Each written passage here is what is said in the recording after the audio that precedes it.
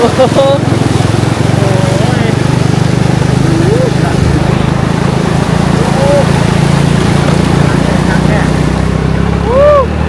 อีกแล้วเฮ้ยรถมันมีเบรกแค่นั้นมีเบรกก็อย่าปากเด้ออย่าให้ใจอย่าให้ใจโอ้โหครับน้องไปแล้วก็เป็นเพื่อนขึ้นตับข่อยเนาะและทุกคนสังเกตเห็นเนาะแต่ละลังเฮือนจะแตกต่างจากชนเผ่าบรูทางเซโปนเลยทุกคนเนาะเพราะว่ายังเพื่อนไม่หลายเพราะว่ายังทุกคนเขามีไม่หลายแถวนี้เนาะแคมป์บ้านเขามีไม่หลายจริงๆทุกคนภาษาบรูว่าจังใดหุดเข้าสอดดอยหุดเข้าเนาะวันนี้เพิ่นเว้าภาษาบรูให้ทุกคนฟังแน่เนาะเว้าภาษาลาวหลายกะยันคนฟังเบื่อนะก็เลยเว้าภาษาตัวเองแน่สอดดอยก็คือหุดเข้านะทุกคนโอเคทุกคนตอนนี้ก็คือบ่าวไทยบ้านนอกเนาะกะมาฮอดอยู่ที่ไฮของสาวเวียนเนาะเพื่อสิมาฮอดกับไกลไล่เติบเนาะทุกคนโอ้ไกลย่างมากเกือบหัวใจขาดกลางทางเนาะหายใจบ่ได้ดีแต่ว่ามียาดมเนาะดื่มไปในทุ่งเสียก็เลยได้ดมแล้วก็ไปต่อฮอดจนฮอดเที่ยงสาวเวียนแล้วก็ไปฮูดเข่าซอยสาวเวียนเนาะและอีกบ่ได้ฮูดเนาะก็คือบ่าวมันกับบ่าวบุญตาเป็นคนฮูดเนาะแล้วก็เฮ็ดเขาน้องล้นสะซ้ายบัดนี้น้องก็เลยไล่เมื่อทุกคนเนาะสำหรับมาหาน้องมื้อนี้ก็อย่าว่าน้องจักปีก็เป็นน้องเลย19 ปีเป็นน้องเขาแหละซะอันนี้ก็คือของ FC เนาะก็คือพี่แพนน้องเพิ่นว่าถ้าไปหาสาวได้กับเอามาฝากหน่อยเด้อก็คือเพิ่นก็อยากเติมใหม่สาวๆแต่ละคนเนาะทุกคนเนาะอันนี้ก็คือของกินเล็กๆน้อยๆเอามาฝากบ่มีหยังให้เด้อเดี๋ยวสิควักหัวใจเอาให้เอาติไปเมื่อเฮาเราอยู่ซะเดี๋ยวถามเลยเบิดทั้ง3นี่พอมีค่าสำหรับน้องอยู่บ่มีเนาะโอเคมีแห้งอยู่พี่น้องโอ้ยบ่มีค่าได้บ่ทันปลูกพี่น้องตอนนี้เปิดคลิปเนาะอากาศหนาวพี่น้องเอ้ยลมพัดแห้งอยู่ติดแคมป์เซละน้องเนาะตอนนี้ก็คือเดี๋ยวเราจะไปถามบ่าวบุญตาก่อนเนาะว่าเราจะพาบ่าวไทยบ้านนอกกับบ่าวมั่นคนเดินทางจะไปไสทุกคนเนาะสวัสดีบ่าวบุญตาสวัสดีจะพาไปไสนี่มื้อนี้สิพาไอ้ใหญ่เพิ่นแล้วก็น้องชายไปเยี่ยมไปยามสาวเวียนไปขึ้นหมู่บ้านเซเวอร์มื้อนี้นะไปหาสาวเวียนโอ้โหพี่น้องคนสวยในหมู่บ้านเซเวอร์คือลายเอ็กก็เคยเห็นแต่คลิปเพิ่นเนาะสาวเวียนเห็นแต่คลิปเพิ่นแล้วก็ช่องบ่าวงเนาะแม่นไปถ่ายสาวเวียนเนาะแม่นบัดนี้ลายเอ็กสิได้เห็นเนาะสาวเวียนตัวจริงจะเป็นจังไดพี่น้องคิดว่าครั้งแรกเลยวะครั้งแรกเลยเนาะแล้วก็เห็นแต่ผลงานเพลงยังไงแหละเนาะแม่นเห็นแต่บ่าวบุญตาไปแสดงเพลงกับลาวเนาะทุกคนเนาะตอนนี้ก็คือข้ามน้ำเนาะแม่นเอาข้ามน้ำเซละน้องแล้วก็จะข้ามไปทางพุ่นแล้วก็เล่งไปบ้านสาวเวียนเลยเนาะเนาะบ่าวมันบอกว่ายังบ่เคยเห็นสาวเวียนก็อยากไปเห็นตัวจริงเพิ่นว่านี่เนาะเบิ่งการแต่งตัวของเพิ่นเนาะเพิ่นว่าหนาวถ้ารอบนี้คุยสาวเวียนบ่ได้ก็ถือลอยน้ำเมื่อเลยมันต้องขี่เหือทุกคนเนาะก็คือว่างานตอนนี้ก็คือบ่าวละเอ็กหรือว่าบ่าวไทยบ้านนอกกับบ่าวมันน่ะยังบ่เคยเห็นสาวเวียนคือกันนี่2คนยังบ่เคยเห็นเนาะยังบ่เคยเห็นตัวจริงเนาะเบิ่งในคลิปจ้ะแต่ว่าในคลิปน่ะมื้อนี้ก็สิพาให้ได้เห็นตัวจริงเลยเห็นบ่าวบุญตาไปถ่ายสาวเวียนไปอาบน้ำอาบหยังกันหลายเนาะไปหากินหลายทุกคนเดี๋ยวเฮาไปลุยไปเบิ่งนำกันวันนี้ตัวเป็นตัวคิงๆเนาะตัวสดๆที่ว่าหาก็เอาขึ้นมาจากน้ำมันเป็นยังไงมันดิ้นบ่จริงๆนะดิ้นดังว้าวเลยเพื่อบักเนาะที่จะเอารถข้ามไปข้ามมาเนาะเพราะว่าอันสะพานไม้ไผ่เด้อบ่าวบุญตาสะพานไม้ไผ่ก็คือถ้าน้ำมันลดลงก็คือเขาเจ้าก็สิมาเฮ็ดปีนี้เขาจะมาเฮ็ดปีนี้บ่แม่นเป็นปีสุดท้ายเลยเอ้าคือเฮ็ดเป็นปีสุดท้ายเพราะว่าสะพานใหญ่มันใกล้สิแล้วเด้คือทางลุ่มนะเขาเจ้าสร้างสะพานใหญ่แล้วแม่นก็ใกล้สิแล้วอีกประมาณ 1-2-3 เดือนก็สิแล้วแล้วก็ปีนี้เขาก็เฮ็ดเป็นครัวเป็นอนุรักษ์ซื่อๆเนาะแม่นเป็นแหล่งท่องเที่ยวแหล่งท่องเที่ยวซื่อๆเนาะอันซั่นกับเขาก็บ่ค่อยเฮ็ดแล้วเนาะแสดงว่าปีต่อไปเขาจะบ่เฮ็ดแล้วทุกคนโอเคทุกคนตอนนี้เฮาก็ได้ข้ามเรือไปแล้วเนาะโอ้ยเพื่อสิหาสาวเวียนได้นี่ยากเนาะต้องง่ายเลยถ้าเกิดบ่มีเรือนี่สิลอยน้ำไปนี่พอดีแล้วจมน้ำตายเลยบ่แห้งน้ำนี่กว้างดีเลยทุกคนน้ำใหญ่แห้งก็ไปบ่ได้อีกไปบ่ได้เนาะยากเนาะโอ้นะบ่าวบุญตาเนาะแล้วก็บ่าวไทยบ้านนอกมื้อนี้ก็เลยตัดสินใจเนาะ อยากพาเบามันไปเนาะก็ต้องพาเพิ่นไปเนาะ แม่น เพิ่นว่าอยากไปเห็นอยากไปเบิ่งเฮ้ยน้องมาเวียน แม่ เสาเวียน ชาวเวียน ก็เลยพาเราไปทุกคนนะโอเคโอเค จัดให้ เราว่าอยากเห็นตัวจริงอะนะทุกคน โอ้เป็นความทรงจำของพี่ปีนี้มาทายเลย เนี่ยอยู่ใกล้ๆทุกคนเนาะ ว่ารู้แล้วแล้ว เขาเตรียมสิเฮ็ดแกงอันนะเขาเตรียมสิเฮ็ดสะพานไม้ไผ่แกงกะล่องอีกเนาะเตรียมแล้ว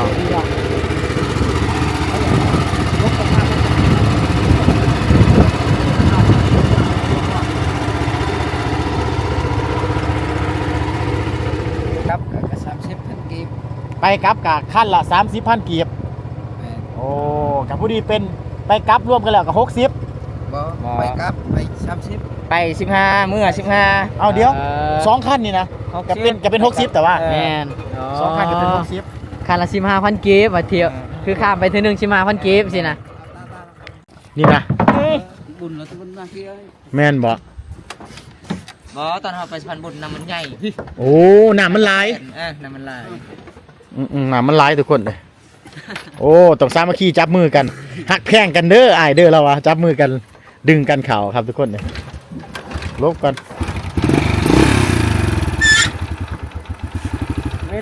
จอดแล้วเตะเลย โอ้เราสิเฮ็ดแป้นปีกยื่นออกไปได้ เราสิเฮ็ดแป้นปีกยื่นออกไปให้รถขี่แล้วกันบ่ให้มันตกอะนะ กี่บาทอ่ะเอาละ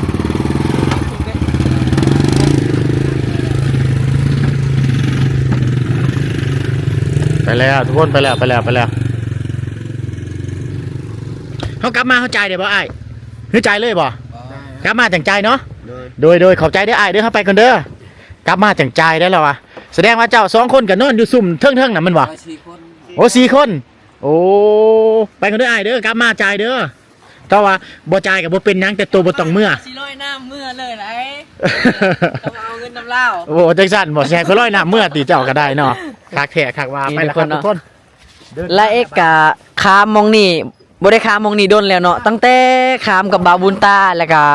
สาวคัดเนาะทุกคนเนาะโดนแห้งเนาะแล้วก็ห้ามมาขามเทื่อนี้อีกทุกคน แม่ห้องไปจักกัน สาวอาเวียนบ้านหยังวะ สาวเอาเวียนเนาะ บ้านสะวือ บ้านสวืครับทุกคนครับ นี่คือคนทางไปเนาะ หัวไม่ไผ่ตัวนี้ ผมไม่พายเนาะทุกคนโอ้โห หัวไม่ไผ่เลยโดนทั้งบ่มีเบรกแค่เนาะ วิเวกก็อย่าปากเด้ออย่าให้ใจอย่าให้ใจโอ้โหครับน้องโอ้ย สุดแค่ ลุยขนาดเลยเนาะต้นทุกคนหลังจากเราข้ามน้ำมาแล้วกับชีฮอดบ้านแกงอาล่องเนาะอันนี้คือบ้านแกงอาล่องเนาะทุกคนเป็นหมู่บ้านเก่าแก่แล้วก็อยู่กันมาหลายปีแล้วพี่น้องเป็นบ้านส้นเผาบรูเมืองกองเนาะเพื่อนสารบ้านซองพ่อแม่พี่น้องกับซ้ำนี่ล่ะนี่ประมาณนี้แหละทุกคนเนาะวันนี้ถ่ายคร่าวๆให้พี่น้องเบิ่งเนาะว่าสิมุ่งหน้าไปสู่บ้านสาวเอาเวียนเลยทุกคนเนาะคนทางเนาะ ไปกับกินน้ำปลาเ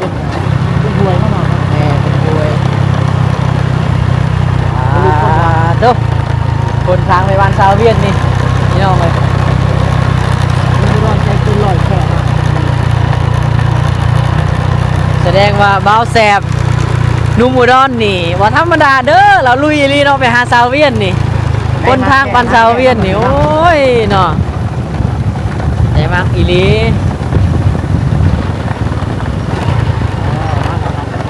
ว่าน้ำเขาเคยถามแล้วคือก่อนว่าย่ำยังย่ำปลูกเขาให้ แม่ ร่างปลูกมาสิก่อนเนาะ แม่นปลูกโอ้โห ไปแล้วครับทุกคน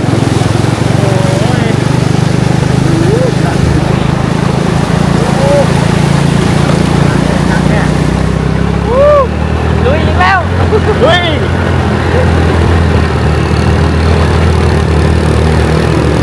จอดเลยทุกคนพี่น้องเอ้ยเพื่อนชิฮอนเพื่อนผู้สาวนี่ ยันแข็งในรถก่อนสะวอพี่น้องเอ้ยอากาศโคตรหนาวเลยเนาะผมมีหดทงมือเลยแบบจ้าๆเลยพี่น้องโอ้ยลุยข้างหน้าเลยกับเผามันเนาะ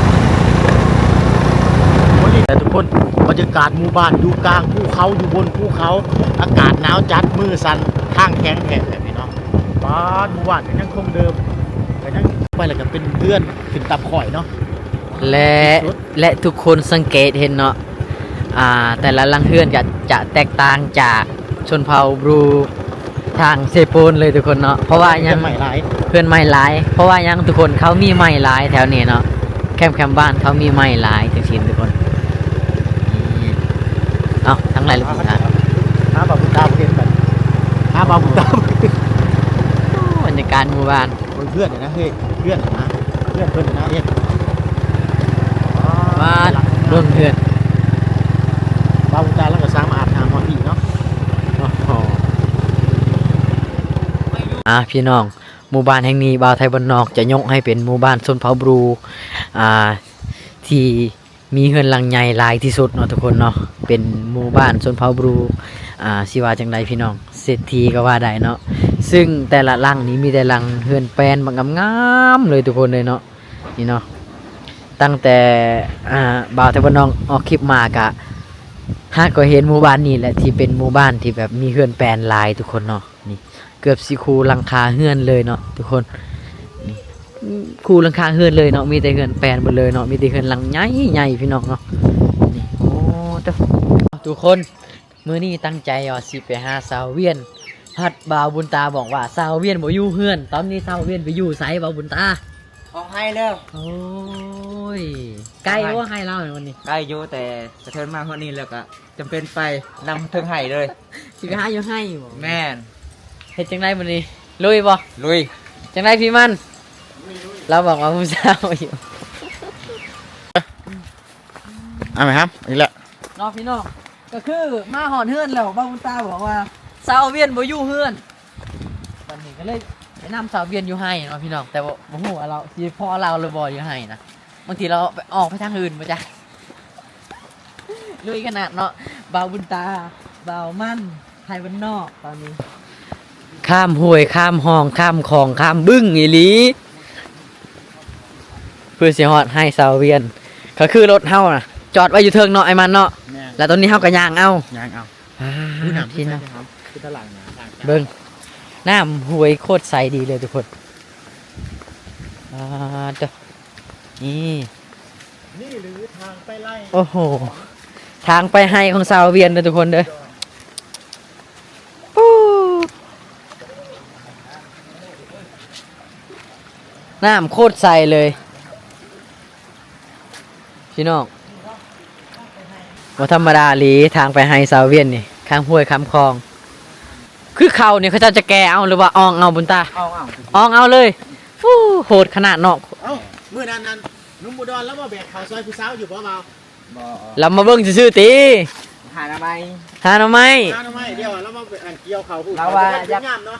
เราว่าอยากไปคุกเขาให้แต่ อ่า ให้ตัวสุกก่อนก็แล้วมันเบิดแล้วไว้ก็เลย มันเบิดแล้วไว้ นั่นหอนย่างพูดเนาะ เออ แล้วสั่นเราพูดแค่นั้น พูดเลยเราจะพูดนั่น เพื่อสิฮอดให้สาวเวียนนี่ค่าร้อยเลยเนาะบ่เห็นสาวเวียนอยู่เฮือน เพิ่นก็ทีมงานก็พาไปนำสาวเวียนอยู่ให้อีกโอ้ยบาดนี้เบิ่งพี่น้อง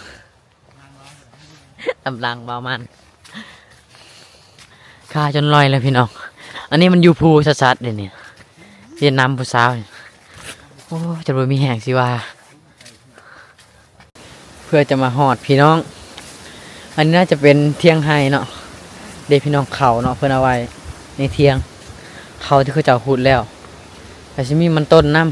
ำโอ้โหอันนี้เขาเนาะตัวที่เพิ่นหูดแล้วพี่น้องอันนี้ไฮของเพิ่นเนาะโอ้ยเพิ่นสิมาหอดไฮผู้สาวพี่น้องโอ้ยเป็นได้ค่าลอยเลยปะ เจ็บกระดูกขา เห็นป่ะบาบุญตาว่ะบ่ไกลแป๊บเดียวฮอด ข่อยบ่เชื่อแล้ว แป๊บเดียวพี่น้องฮู้ แป๊บพี่แป๊บอ้อมเมืองน้องพี่แป๊บ ทุกคนก็เห็นเด็กน้อยเพิ่นมาติหูดเข่าเนาะนี่เนาะอันนี้คือลานซาวเวียนประมาณนี้แหละเมื่อช็อตแกหน้าช็อตโดยนี่ทุกคนฝุ่นกระเจ้าหูดเข่าอยู่ลุมเนาะเด้อไม่ดังแต่ไม่ช็อตแกก็เตะเปาะจุกี้โอ้พี่น้อง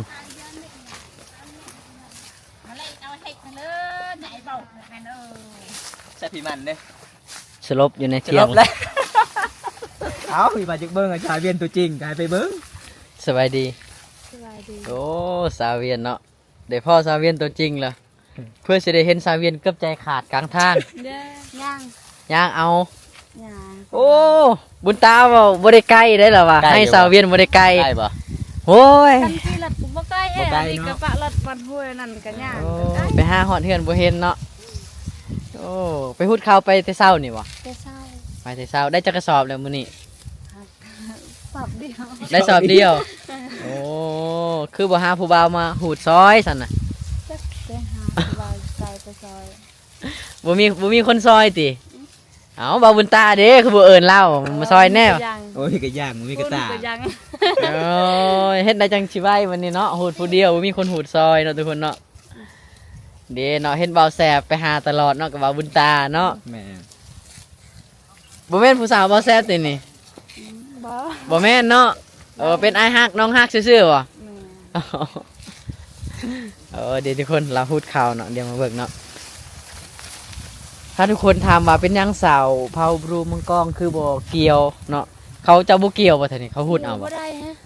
มัน ถ้าเกี่ยวเป็นอะไร คลั่ม คล่ำบ่ ต้องซีป่วยเลยเนาะ ว่าแม่นข้าวนาฮะ บ่เป็นข้าวนาแล้วก็เฮาสิมาเกี่ยวมันคล่ำเนาะ ข้าวเนาะตามทีนะ เขาให้บ่ได้ โอ้อันนี้พ่อแม่บ่นี่โดยสบายดีเด้อบันสอนมาเบิ่งภาษาพูดข่าวเนาะภาษาบ่รู้ว่าจังไดพูดข่าว สัตว์ดอย สอดดอย อืม สอดดอยพูดข่าวเนาะวันนี้เพิ่นเว้าภาษาบ่รู้ให้ทุกคนฟังแน่เนาะเว้าภาษาลาวหลายกะยันคนฟังเบื่อนะ ก็เลยเว้าภาษาตัวเองแน่สอดดอยก็คือพูดข่าวเนาะทุกคน โดยตา อุ้ยกะตายเราแต่เฮา โดนเด้อนะ ก็ย่าง เด้เนาะวิธีเราพูดข่าวมันจะบ่ล่นบ่มันจะบ่ล่นเลยบ่ บ่ได้ใช้สมือบ่เนาะ บ่ บ่มี เอามือเจ้าจะบ่พงบ่เบิ่งดู เบิ่งนะหูดเบิ่งก่อนนะ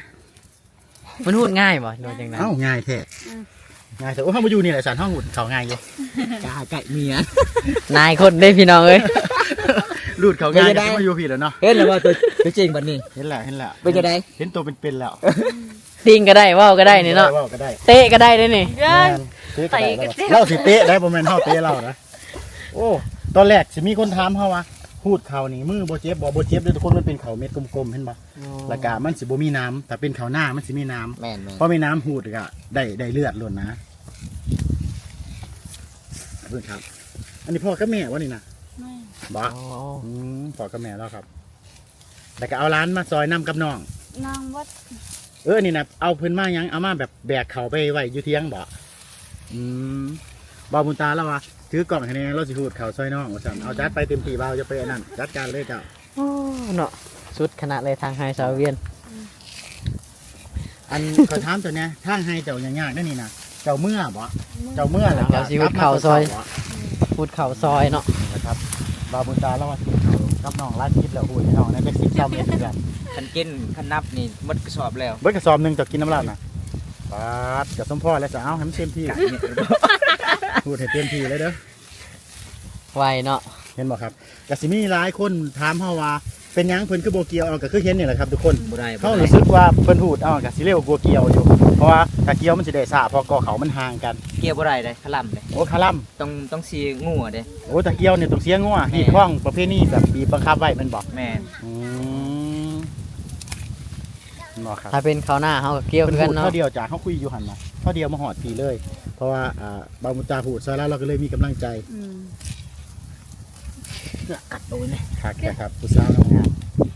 สาวนั่นก็สาวเวียน อาเวียน อ๋อเอาเวียนแบบเวียนหัวนี่บ่ วิ่งเวียนศีรษะนี่บ่ เราบ่ได้งามธรรมดาเด้อดุมันพร้อมเนาะ ขยันค เฮ็ รั ด บ เวียกเก่งเนาะพี่อยู่ผู้พี่เนาะให้เราเอาบัตรเมื่อเดี๋ยวเจ้าจะได้อะไรเข้าอองเอาบ่หรือว่า น้องเอา แก้เอารถจักรแก้ อ่ะ อ๋อ อองลงจากไฮเด้อสะแบกลงจากไฮที่เขายางมาเด้อสะใครเป็นคนแบกใครเป็นคนเอาเมื่อ รถฮอนนี้เลยเด้อคัน โอ้ แบบ เก่งเนาะ โอ้รถหอดพี่เลย แม่ โอ้เจ้าใส่วิบากบ่ รถจักร โอ้รถจักรโอ้คือเก่งเนาะเข้ามาคือเอามาบ่ได้ รถเฮาคือปะอยู่ห้วยนะ แม่นแม่นพี่ เอาไปแล้วไม่อันนั้นบอลรถไตได้อันนั้น โอ้ ครัวบ่เฮ็ดครัวบ่ คุณครับท่านผู้ชมจะเอาใส่มันอย่างเดียวห้ามกูปีติ ปีหน้าก็5โมงไหม้แต่ว่าซาเวียนเนาะ แบบนี้เจ้าต้องฮับอันลูกเคยมาให้พ่อเจ้าเลยเด้อแต่สิมีคนทางซอยเล่าได้นี่เจ้ากระทางคือ ต้อง กัน 5 บ่ โมงทางใหม่ๆเรื่อย บ้านเจ้าได้ทางไม่เหลือบ่ ๆทางคือกัน โอ้ทางคือกัน แม่นละโอ้โหเนาะ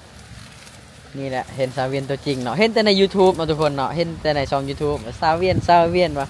พอเบิ่งตัวจริงเนาะโอ้ผู้งามนี่ลีเนาะแล้วก็พูดข่าวเก่งเนาะเบิ่งข่าวเดียวนี่บ่ฮอดนาทีเนาะแล้วพูดเนาะแม่นแต่ว่า ไหวเลยเนาะ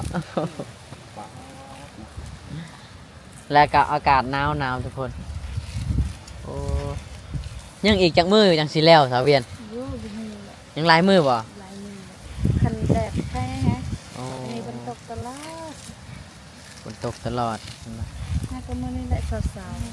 หามือนี่บอกฝนตกเศร้า น้ำนี่มัน อ่า ตกปลื้มมัน เอายังมาหาน้องกะมาหาซาเวียนกะฮูดซอยเล่าวในตีเข่าน่ะ เด้หูดอยู่นี่ โอ้ย เฮาอยากจักนะมันสิมีคนมาคอมเมนต์ว่าเพิ่นคือบ่เกี่ยวเอาเกี่ยวเอาขาเกี่ยวนี่เสียงัวเด้อทุกคนเด้อ เสียงงัว ใคร เนาะ มี บ่ได้ งัวหลายกะเกี่ยวเอาก็ได้ครับปีละ 2-3 ตัว โอ้ย นี่เป็น เนาะ ข้องประเพณีเพิ่นเนาะ ๆเด็กก็เอาซะแล้ว ดอนเนาะดอนมา ตัวสิเรียกบ่ ฮะดอยมาเล่น มันจะมีพันธุ์เด้อพี่น้องเขาให้นี่มันจะมีลายพันธุ์เด้อพันธุ์นั่นพันธุ์นี่เนาะ จะเม็ดกลมใหญ่เนาะ เม็ดกลมใหญ่ถึงแม้นเป็นกลมใหญ่กับมันมีลายพันธุ์อีกพันธุ์แต่ละพันธุ์มันต่างกัน เกิดลำๆนะอรุณจ้าแม่ กินและอันที่แนวกินอยู่ในเถียงเจ้าต้มหมกทั่วน่ะจะบอกได้ว่าต้มมันน่ะกินตอนเช้านะอันนั้นบ่แนวกินกับข้าวนะป้าดเฉพาะเจ้างามเนาะกินแต่ในหมกทั่ว เราเฮ็ด บ่ เวียก มีอาหารกินบ่เฮ็ดแต่เวียกหลาย เฮ็ดเวียกแทบสิบ่กินข้าวเลยเนาะ แม่นเฉพาะเพิ่นหุ่นดี จริงๆกะกินข้าวหลายๆกะหุ่นดีคือเก่าแหละทางยางมาหน้าเจ้าสวนเจ้ายาก ดูแม่นแบบอยากกินแฮแต่บ่มี มันบ่มีอาหารกิน ก็เลยแบบ ก็เลยบ่ได้กิน อืม บ่มีแนวสิ เป็น กิน วิถีชีวิตของน้องนะครับเด้อแล้วก็ทุกคน สุด ก็ ๆเนาะ คนบ่จักก็สิถามว่าเป็นหยังเพิ่นคือบ่เกี่ยวเอาเกี่ยวเอาแต่เสียงัวเด้อทุกคนเด้อตัวหนึงบ่เพิ่นเอา คือเพิ่นตั้งใจอยากมาหุดข้าวซอยผู้สาวเพิ่นว่า เดินทางมาเต็มมุกอาหารเด้ โน้เด้อ เบิ่งดูเนาะอุดรกับมุกดาหารเพิ่นสิแหน่กว่ากัน เออ มามุกดาหารของแท้เด้อพี่น้องตัวตึงที่สุดในมุกดาหารเด้อนี่เด้อ ครับบ่แม่นตึงจังได๋เส้นตึงยางมาทางมันไกล เกือบบ่ฮอดเพียง เดี๋ยวมาหอดเตียงเนาะ โอ้ หลายคนก็สิมาถามว่าพูดเขาเป็นจังได๋ก็คือเห็นนี่แหละพูดได้อย่าได้บ่เจ็บมือเลย มาเด้อเราเฮ็ดไอ้ลีเนาะประมาณ ก็ต้องเอาขึ้นมาน้ำมันบ่ ตะบ่ได้เลย ถ้าป้ากับพิษอีกพิษข้องอีกวะ แม่ อย่างเนาะ พิษข้องประเภทนี้คือว่าอะไรเลยของใครของมัน ซอยกันดีเนาะ เพื่อสิได้กินเนาะเบาเนาะ แม่น เพื่อสิได้ปั่นใส่ติ๊บเนาะโอ้ แบบนี้เราก็เอิ้นมาคู่ฮักคู่แท้ คอยบ่ได้คอยนำบ่ได้เมื่อยหยังดอกคอยเมื่อยกับเป้าในตู้คนนี้แหละ เบิ่ง บ่ เอา ได้ พี่ เมื่อย น้อง กับข่าวซอยนอกเนาะหลายคนก็สิถามเฮาว่าข่าวเพิ่นน่ะมันบ่กรอบมันบ่ลนเลยบ่ลนเด้ถึงแม้อันกอมันสิหักลงไปมันก็ยังบ่ลนเด้แต่ว่าเวลาหูดมันก็บ่ได้หยาบนะมันก็ออกง่ายคือกัน พอหูดแล้วมันล่นง่ายเนาะ แม่น มันก็เงิดคือกัน ปืดนี่อันนี้ข้าวเหนียวข้าวเจ้าอีหลารุ่นอายุถาม อ่าข้าวเหนียวติ ข้าวเหนียวบ่ ข้าวเหนียวข้าวเจ้าบ่ค่อยมีแมันบ่ค่อยใส่แมันบ่ใส่แต่แถวหน้าเนาะข้าวเจ้าเนาะเราดุมันอีหลีเด้อทุกคนเด้อเพราะเบิ่งชีวิตจริงเราโอ้บ่ธรรมดาเนาะ ชีวิตเฮาบ่ชีวิตน้อง ชีวิตเจ้าน่ะแสนอภัพอีหลีตอนนี้ รับเล่นออกไปน้อง มาที่นั่น จริงๆเนี่ยความลำบากของเพิ่นก็คือเพื่อนนี่สิเต็มก็นักขึ้นไปเรื่อยๆนักเรื่อยๆ มันสำนีก็พอไปถอกเลยหรือยังบ่ต้องให้มันเต็มที่เลยบ่ ว่าตอนนี้ก็ได้ สำนีก็ได้เนาะ อิงตามมันนั่นอิงตามเล่าจากพ่อ ตา นะ แห้งเฮามันบ่ไหวเราก็เริ่มไปทอกวันนี้ ตอนนี้เราก็ย่างสิไปทอกเข่าเนาะทุกคนเนาะเราสิเอาไปไว้อยู่เที่ยงมันแหละประมาณนั้นแหละทุกคน แล้วก็สิเมื่อเลยเนาะโอ้เนาะไกลลิให้สาวเวียนนี่พี่น้องเอามันต้นนี่เจ้ามันยังบ่ทันขุดบ่สาวเวียนมื้อได้ขายนี่ ก็ยังบ่ฮอดเดือนสีขา ฮอดได้ละขาย เดือนใดขาย สาม เดือน3 ไปจอดตามรถดี แล้วเอาเข้าถอกใส่แล้ว พ่อนะ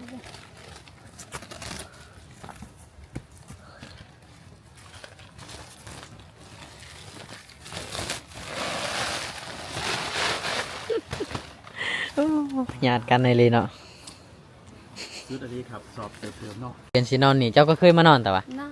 เคยเนาะ ตอนนั้นก็14มื้อนะครับ อ๋อ นี่ได้อาหารนี่ได้อาหารหนองดึก อยากของไก่เลยนะต่อเลยเด้อ พี่แพนแล้วปะโอเคทุกคนตอนนี้ก็คือบ่าวไทยบ้านนอกเนาะกะมาฮอดอยู่ที่ไฮของซาวเวียนเนาะเพื่อสิมาฮอดกับไกลไล่เติบเนาะทุกคนโอ้ยไกลย่างมากเกือบหัวใจขาดกลางทางเนาะ หายใจบ่ได้ดีแต่ว่ามียาดมเนาะลืมไว้ในถุงเสียก็เลยได้ดมแล้วก็ไปต่อฮอดจนฮอดเพียงซาวเวียนแล้วก็ไปฮูดเข่าซอยสาวเวียนเนาะและอีกบ่ได้ฮูดเนาะก็คือบ่าวมันกับบ่าวบุญตาเป็นคนฮูดเนาะแล้วก็เฮ็ดเขาน้องล้นสะซ้ายบัดนี้น้องก็เลยไล่เมื่อทุกคนเนาะสำหรับมาหาน้องมื้อนี้ก็เอ้ยอย่าว่าน้องจักปีก็ 19 เป็นน้องเลย 19 ปีเป็นน้องเขาแหละซะอันนี้ก็คือของ FC เนาะก็คือพี่แพนเนาะเพิ่นว่าถ้าไปหาสาวได้กับเอามาฝากหน่อยเด้อก็คือเพิ่นก็อยากเติมเต็มให้สาวๆแต่ละคนเนาะทุกคนเนาะอันนี้ก็คือของกินเล็กๆน้อยๆเอามาฝากบ่มีหยังให้เด้อเดี๋ยวสิควักหัวใจเอาให้เอาติ ไปเมื่อเฮาเมื่อเราอยู่ซะ เดี๋ยวถามเลยเบิดทั้ง3นี่พอมีค่าสำหรับน้องอยู่บ่ นี่ มีเนาะโอเคมีแห้งอยู่พี่น้องโอ้ย อ้ายบ่มีคาได้อ้ายบ่ทันปลูก เราเฮ็ดเวียกจนบ่ได้กินข้าวเนาะตอนนี้สิกลับเฮือนแล้วสิเมื่อแล้วบัดนี้แบกข้าวเมื่อเลยบ่บ่ได้ฮะ น้องบ่ น้องเจ้าแบกไปเอา อืม แต่เจ้าน่ะกะย่างเมื่อแต่ตัวละล่าเนาะเพิ่นน่ะเพิ่นฮูดข้าวแล้วก็เลยอันเพิ่นย่างไปซื่อๆเนาะบ่ได้แบกข้าวทุกคนเนาะไปเดี๋ยวเมื่อปะทั้ง2คนนะฮะก็จะย่างกำลังเนาะโอเคทุกคนนี่เนาะทุกคนตัวจริงโคตรงามเลยทุกคนเนาะสาวเวียนบ่ได้งามลาเนาะเราดุพร้อมเนาะเราเฮ็ดเวียกเก่งเนาะฮูดข้าว คันบ่เฮ็ดก็ คันบ่เฮ็ดเด้ เฮ็ดซอย คันบ่เฮ็ดก็บ่มีแนวกินอ๋อปีหน้าจะไปทางใช่บัดนี้ โอ้ยอยู่ มีมองทางอีกเนาะ นี่ โอ้เจ้าต้องหาผู้บ่าวมาซอยด้วยสันมีเลยสิ เอาบักไทยรถ เอ็ด ซอย เลยท่า บ่ว่าแต่มีผู้บ่าวเลยสิ บ่มี ยังบ่มีโสดอีหลีนะเอายังมาพิสูจน์ แต่แท้ เอายังมาพิสูจน์เอาโสดแท้ เอาใส่นี่ แท้บ่ แท็กฟ้า โน้แท้บ่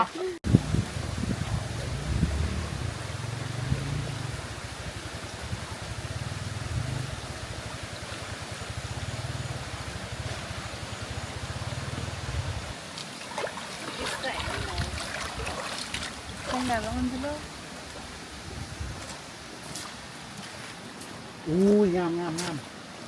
ามเลยตอนนี้เบ้าเว้ย